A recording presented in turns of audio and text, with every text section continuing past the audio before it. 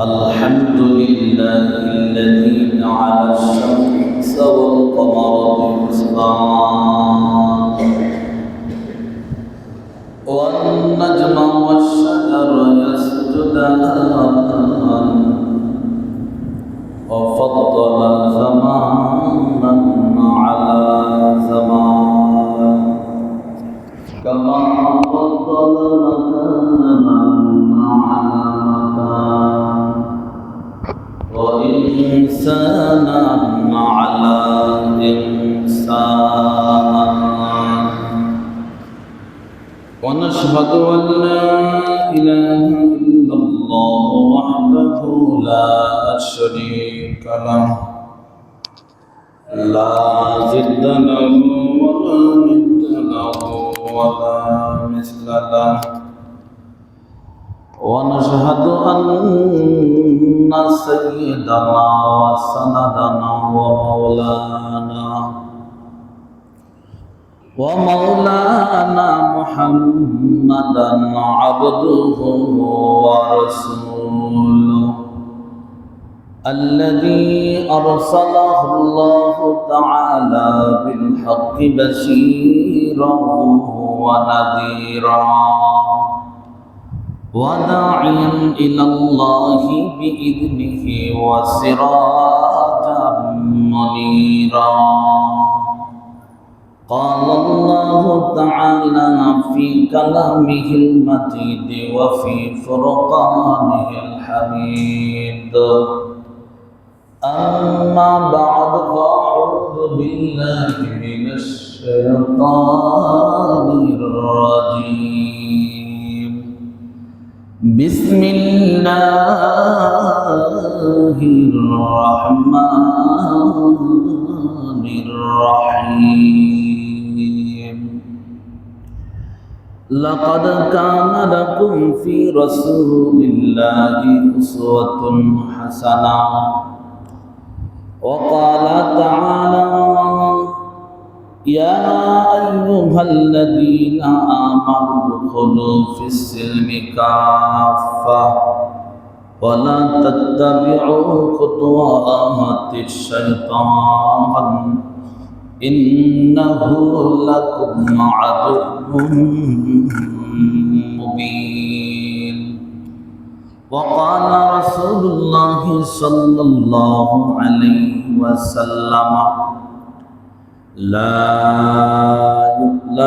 يقعد قوم يذكرون الله إلا حفتهم الملائكة وغشيتهم الرحمة ونزلت عليهم السكينة وذكرهم الله في من عندها وقال رسول الله صلى الله عليه وسلم كل أمتي يدخلون الجنة إلا من أبى قيل من أبى يا رسول الله قال من أطاعني دخل الجنة ومن عصاني فقد أبى أو كما قال النبي عليه الصلاة والسلام وقال تعالى في شأن حبيبه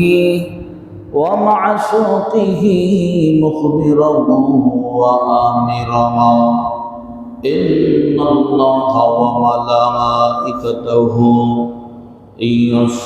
يصلون على النبي يا أيها الذين آمنوا صلوا عليه وسلموا تسليما اللهم صل على محمد وعلى آل محمد كما صليت على إبراهيم وعلى آل إبراهيم إنك حميد مجيد اللهم بارك على محمد وعلى آل محمد كما باركت على إبراهيم وعلى آل إبراهيم إنك حميد مجيد توحید کی امانت سینوں میں ہے ہمارا آسان نہیں مٹانا نام و نشان ہمارا بلغ العلا بکمالہ كشف الدجى بجماله حسنت جميع خصاله صلوا عليه وآله لا إله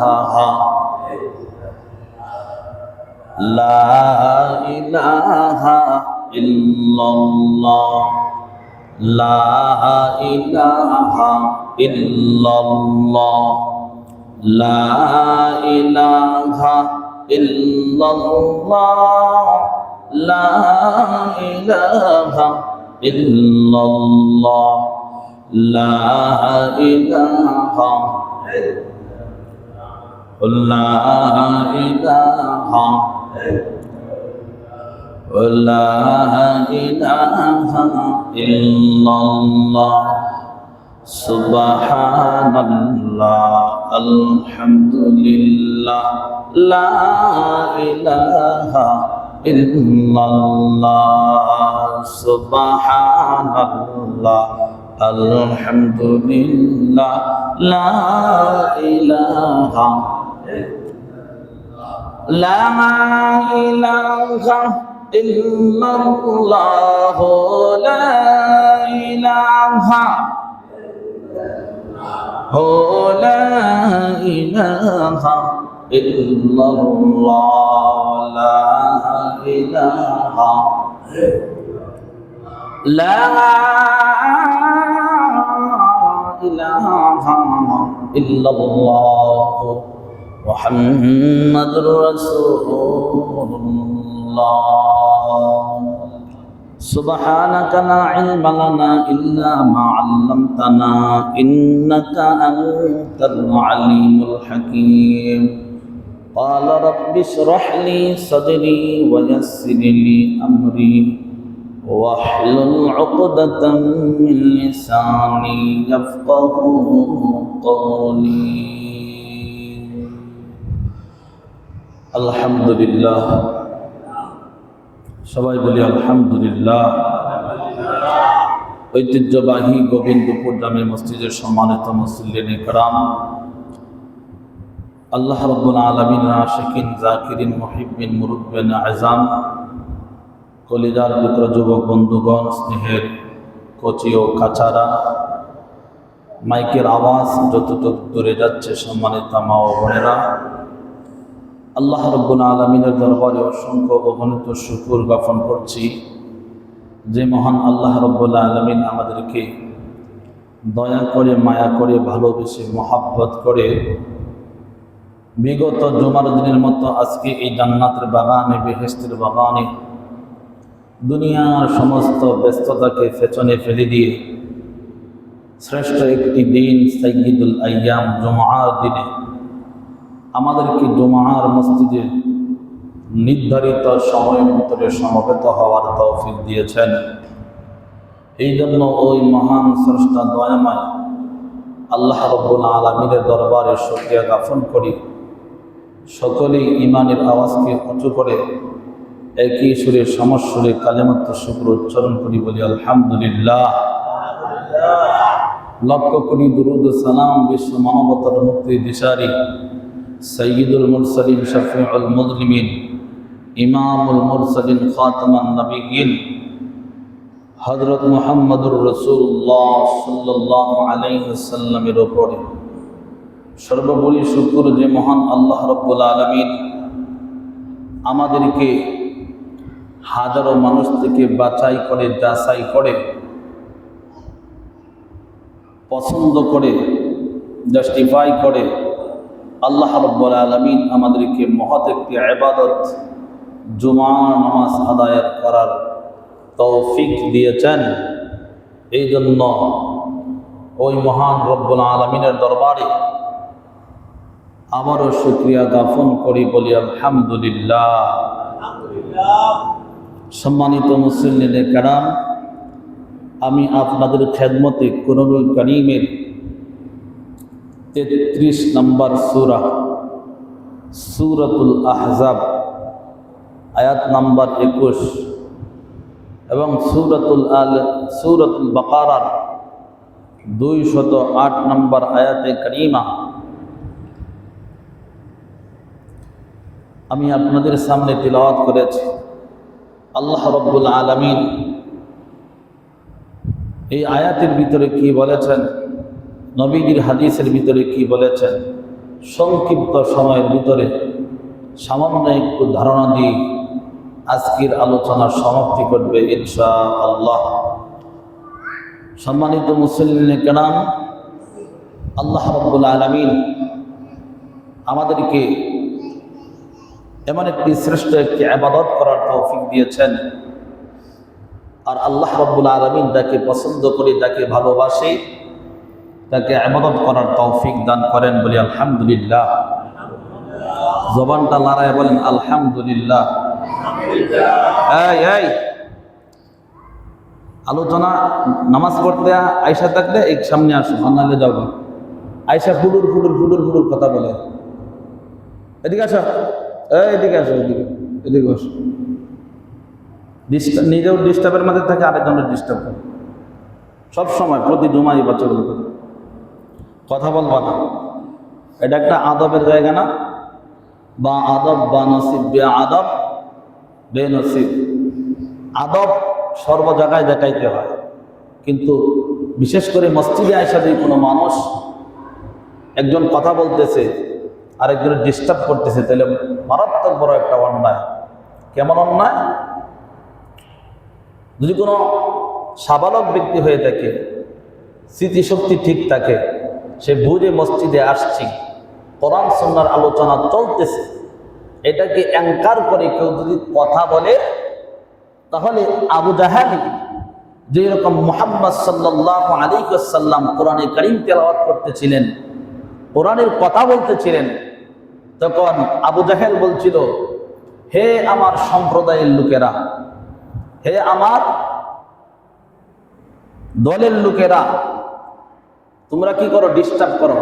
আল্লাহ আয়াত নাজিল করছে, ওয়াকালাল্লাযীনা কাফারু লা তাসমাউ লিহাদাল কুরআন, যে মুহাম্মদ সাল্লাল্লাহু আলাইহি ওয়াসাল্লাম যখন কোরআন পড়ে, কোরআনের কথা বলে, ওয়াল গাউ ফীহি লাআল্লাকুম তাগলিবুন, তোমরা ওয়াল গাউ, তোমরা কি করো? গন্ডগোল করো, লা তাগলিবুন, ডিস্টার্ব করো, মানে ঠিকমতো যাতে কোরআনে কারীম তেলাওয়াত করতে পারে না। কারণ মুহাম্মদ সাল্লাল্লাহু আলাইহি ওয়াসাল্লাম কোরআনে কারীম তেলাওয়াত করলে এত শ্রুতি মধুর, যে মুহাম্মদ সাল্লাল্লাহু আলাইহি ওয়াসাল্লামের কোরআনে কারীমের তেলাওয়াত শুনে বাতিলরা, কাফের মুশরিকরা দলে দলে কালেমা পড়ে মুসলমান হয়েছে। বলেন সুবহানাল্লাহ, জোরে বলেন সুবহানাল্লাহ। এজন্য এই কোরআনের বড় মুআজিজা, বড় পাওয়ার আছে না নাই? এই কোরআনের পাওয়ার আছে না নাই? এই কোরআনের সাথে যারা থাকে, এই কোরআনের সাথে যারা সম্পর্ক রাখে, এই কোরআনের সাথে যারা বন্ধুর আচরণ রাখে, এই কোরআন যারা পড়ে, কোরআন যারা বুকে ধারণ করে, এই কোরআন দিয়ে যারা রাষ্ট্র সমাজ ব্যবস্থা করতে চায়, চালাইতে চায়, তারাই হচ্ছে কোরআনের বন্ধু, তারাই জিরো থেকে হিরো হয়ে যাবে। আর যারা কোরআন থেকে দূরে সরে গিয়েছে এবং কোরআনের সাথে যারা বেয়াদবি করে, তারা যতই হিরো হোক, তারা একটা সময় জিরো হয়ে যাবে। কথা বলেন ঠিক কিনা? জোরে বলেন ঠিক কিনা?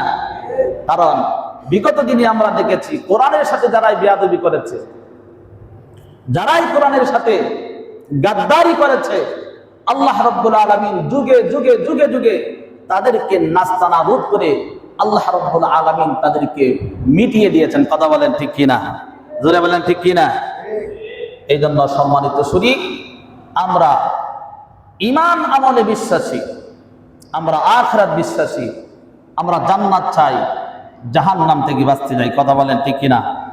না সবাই জাহান্নামে যাবেন? বিনা হিসাবে জাহান্নামে যাবেন কাটা কাটা? যাবেন কেউ? সবাই আমরা জান্নাতে যেতে চাই কি চাই না? সবাই চাই। কিভাবে যাব? আমার তেলাওয়াতকৃত আয়াতের ভিতরে আল্লাহ স্পষ্ট বলে দিয়েছেন, লাকাদ কানা লাকুম ফি রাসূলিল্লাহি উসওয়াতুন হাসানাহ। সূরাতুল আহজাব আয়াত নাম্বার 21। স্পষ্ট কথা, তোমাদের জন্য উত্তম আদর্শ হচ্ছে রাসূলের আদর্শ, তোমাদের জন্য উত্তম আচরণ হচ্ছে রাসূলের আচরণ, তোমাদের জন্য উত্তম ভবিষ্যৎ হচ্ছে রাসূলের আদর্শ। বলেন সুবহানাল্লাহ। আমরা কার আদর্শ চাই? কার আদর্শ চাই? রাসূলের আদর্শ চাই কি চাই না? রাসূলের আদর্শ ব্যতি রেখে যতই মাস্তানি করুক আর যতই মুসল্লিগিরি দেখাক, যতই কিছু করুক, যতই ভালো কিছু করুক না কেন, রাসূলের আদর্শ বাদ দিয়ে ওই বান্দা কোনোদিন মুমিন হতে পারে না, ওই বান্দা হচ্ছে মুনাফিক। কথা বলেন ঠিক কিনা? এই জন্য সম্মানিত সুধী, সূরাতুল বাকারার 208 নম্বর আয়াতে কারিমা আল্লাহ রাব্বুল আলামিন বলেন, ইয়া আইয়ুহাল্লাযীনা আমানু দুখুলু ফিস সিলমি কাফাহ। আল্লাহ বলেন, ও দুনিয়ার ঈমানদারেরা, যারা আমি আল্লাহকে বিশ্বাস করো। আমরা আল্লাহকে বিশ্বাস করি কি করি না? জোরে বলেন, করি কি করি না? মন থেকে বলেন, করি কি করি না? আল্লাহ বলতেছেন, ও ঈমানদারেরা, যারা আমি আল্লাহর উপর ঈমান আনয়ন করেছ, ইয়া আইয়ুহাল্লাযীনা আমানু দুখুলু ফিস সিলমি কাফাহ, তোমরা পরিপূর্ণভাবে ইসলামের ভিতর ঢুকে পড়ো, ইসলামের ভিতর দাখিল হও, ইসলামকে সঠিকভাবে একেবারে কঠিনভাবে আঁকড়িয়ে ধরো, পরিপূর্ণভাবে ইসলামের ভিতর ঢুকে যাও, দাখিল হও। ওয়ালা তাত্তাবিউ খুতুওয়াতিশ শাইতান ইন্নাহু লাকুম আদুউম মুবিন। শয়তান তোমাদের, জেনে রাখো, শুনে রাখো, শয়তান তোমাদের প্রকাশ্য দুশমন না গোপন দুশমন? শয়তান আমাদের বন্ধু না শত্রু? এখানে শয়তান কার বন্ধু দেখি তো? শয়তানের সাথে কারো বন্ধু আছে? হ্যাঁ, শয়তান আমাদের প্রকাশ্য শত্রু। শয়তানের সাথে আমরা জিজ্ঞেস করলে কেউ বন্ধু সুলভ আচরণ করতে চাই না, বন্ধু রাখতে চাই না, সম্পর্ক রাখতে চাই না। কিন্তু দুনিয়ার ইমানদার আল্লাহর গোলাম, আল্লাহর মহৎ কালাম কুরআনুল কারীমের ভিতরে আল্লাহ রাব্বুল আলামিন সকল কিছুর বয়ান করেছেন। এই দুনিয়া সৃষ্টির আগ থেকে নিয়ে একেবারে কিয়ামত পর্যন্ত, এবং কি জান্নাত পর্যন্ত, জাহান্নাম পর্যন্ত, কবর থেকে নিয়ে দুনিয়া পর্যন্ত, মৃত্যু থেকে, জন্ম থেকে নিয়ে মৃত্যু পর্যন্ত সকল কিছুর আলোচনা আল্লাহ রাব্বুল আলামিন কুরআনুল কারীমে করেছেন। কথা বলেন ঠিক কিনা? যাকাতের ভিতর, যাকাতের আলোচনা কোরআনে আছে না নাই? হজের আলোচনা আছে না নাই? নামাজের আলোচনা কোরআনে আছে না নাই? সকল কিছুর আলোচনা আছে। আপনি আমি সামান্য কিছু নামাজ কিভাবে পড়তে হয়, অথবা রোজা কিভাবে রাখতে হয়, হজ কিভাবে করতে হয়, এতটুকু আলোচনা জেনে অথবা না জেনে, আলেমদের কাছে শুনে অথবা না শুনে, কোন রকম কোনোভাবে আমরা আদায় করে থাকি। কিন্তু আমার ব্যক্তি জীবন, পারিবারিক জীবন, রাষ্ট্রীয় জীবন, আন্তর্জাতিক জীবন, সর্বক্ষেত্রে আমার কিভাবে চলতে হবে, আমার কিভাবে মানতে হবে, কি করতে হবে, আমরা কোনোদিন জিজ্ঞাসা করি নাই, জানতেও চাই না, আমরা জানিও না। কথা বলেন ঠিক কিনা? যদি বলেন ঠিক কিনা? সামষ্টিকভাবে কিছু সাধারণ কিছু মুসলমানের পরিচয় যে মুসলিম, আমি মাথার মধ্যে টুপি দিলাম, নামাজে মাঝে মাঝে আসলাম, কিন্তু এই আমার সংসার জীবন, আমার সমাজ জীবন, রাষ্ট্র জীবন, আমার সকল কিছুর ভিতরে কোরআন এবং সুন্নাহ অনুযায়ী যে চলতে হবে, সেটা জানার পরেও অনেকে মানে না, আর অনেকে জানে না, জানার চেষ্টাও করে না। কথা বলেন ঠিক কিনা? খালি মসজিদে আয়েশা মুসল্লির পোশাক পরলাম, অথবা মুসল্লির মতো কথা বললাম, অথবা নিজে মুসল্লি একটু এরকম ভাবে নিজেকে মুসলমান হিসাবে পরিচয় দিলাম, কিন্তু মসজিদ থেকে বেরিয়ে লেনিন, কালমার্ক্স, এরকম আব্রাহাম লিঙ্কন, মাওসেতুনের কুফুরি মতদর্শ আমরা লালন করে চলি। ইসলাম মসজিদ থেকে বেরিয়েই যখন রাষ্ট্রের কথা বলা হয়, ইসলামের পূর্ণাঙ্গ কথা বলা হয়, সমাজ কিভাবে চলবে, রাষ্ট্র কিভাবে চলবে, দেশ কিভাবে চলবে, তখনই মাথার মধ্যে আগুন জ্বলে যায়। কথা বলেন ঠিক কিনা? জোরে বলেন ঠিক কিনা? আল্লাহ বলছেন ওয়াদখুলু ফিস সিলমি কাফা, পরিপূর্ণভাবে ইসলামের ভিতর ঢুকে দাও। সাধারণ নামাজ, রোজা, হজ, যাকাত কিভাবে দিব এটা জানলাম, আর বাকি সব কিছুর ভিতরে আমরা কি করলাম? শয়তানকে অনুসরণ করলাম। আছে না নাই? আছে না নাই? আপনারা আমার কথা বুঝতেছেন? সকল কিছুর ভিতরে আমরা কি করতেছি? শয়তানকে অনুসরণ করতেছি। শুধু মসজিদে এসে একটু, সামান্য একটু, আর বাকি সব কিছুর ভিতরে আমরা শয়তানকে অনুসরণ করতেছি। আমার ব্যক্তি জীবন, আমার পারিবারিক জীবন, আমার রাষ্ট্রীয় জীবন, আন্তর্জাতিক জীবন, সকল কিছু কিভাবে চলবে আল্লাহ রাব্বুল আলামিন এ থেকে জেড পর্যন্ত কোরআনুল কারীমে বর্ণনা আছে না নাই? আছে না নাই? জোরে বলেন আছে না নাই? আমাদের এই দেশটা কি কোরআন দিয়ে চলতেছে? আমাদের দেশটা কোরআন দিয়ে চলতেছে?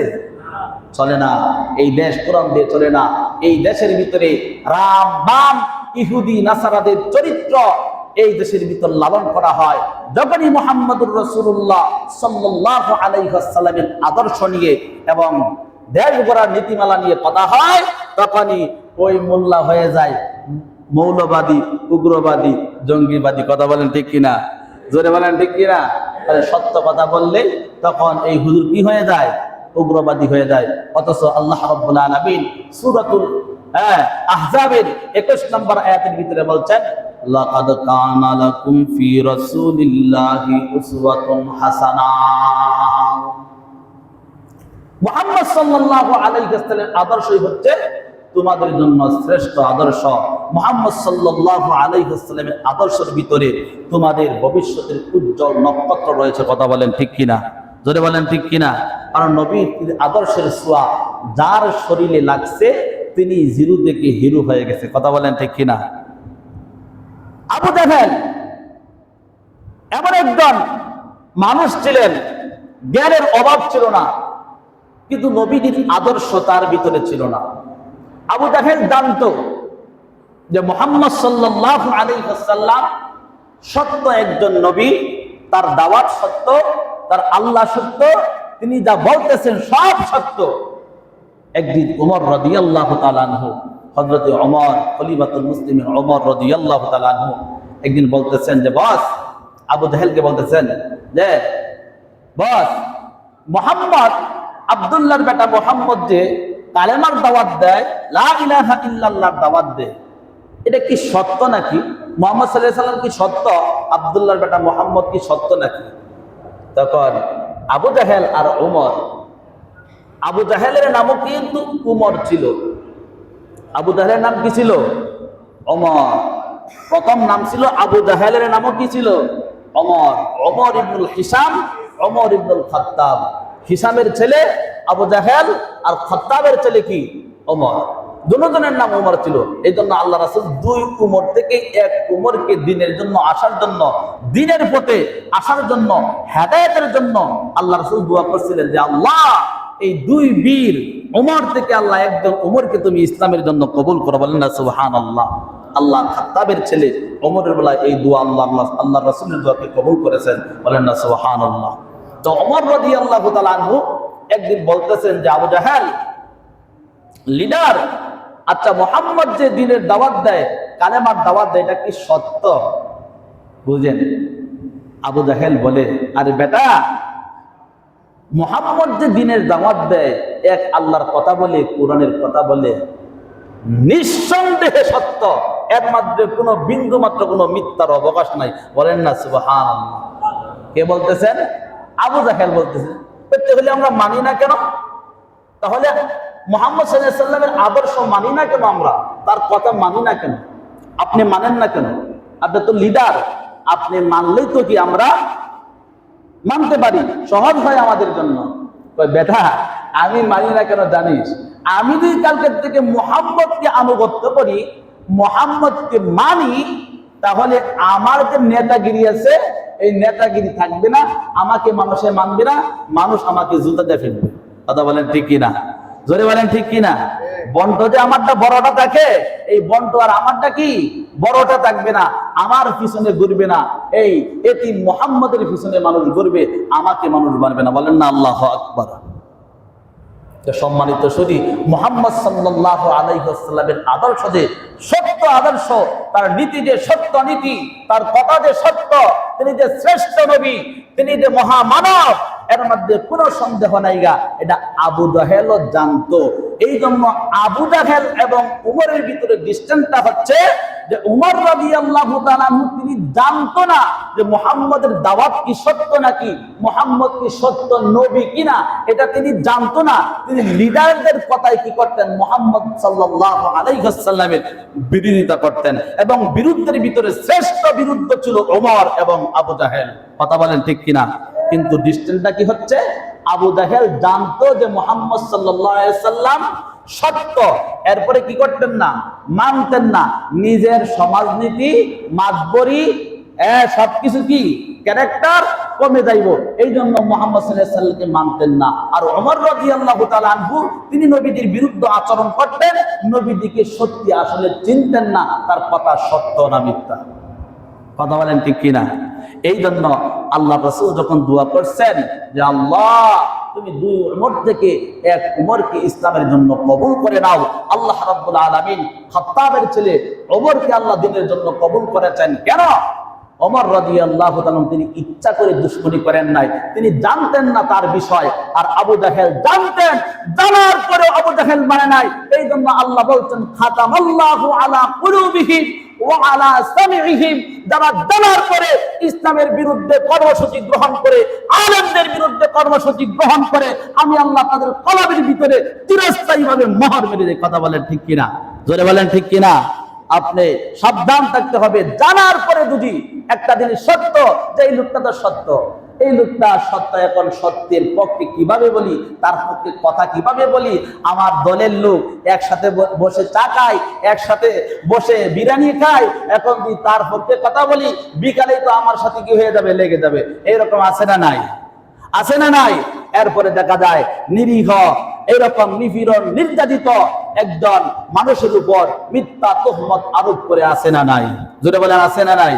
সাবধান থাকতে হবে। জানার পরে যেই ব্যক্তি ইসলামের বিরুদ্ধে আচরণ করবে, ইসলাম নিয়ে খামখেয়ালি করবে, ইসলামের বিভিন্ন একটা হুকুম এ টু জেড যে কোনো একটা অংশ নিয়ে যেই ব্যক্তি জানার পরে বিরুদ্ধে আচরণ করবে, আল্লাহ রাব্বুল আলামিন তার কলবের ভিতরে কিন্তু হেদায়েত উঠে নিবেন এবং তার কলবের ভিতরে মোহর মেরে দিবেন। কথা বলেন ঠিক কিনা?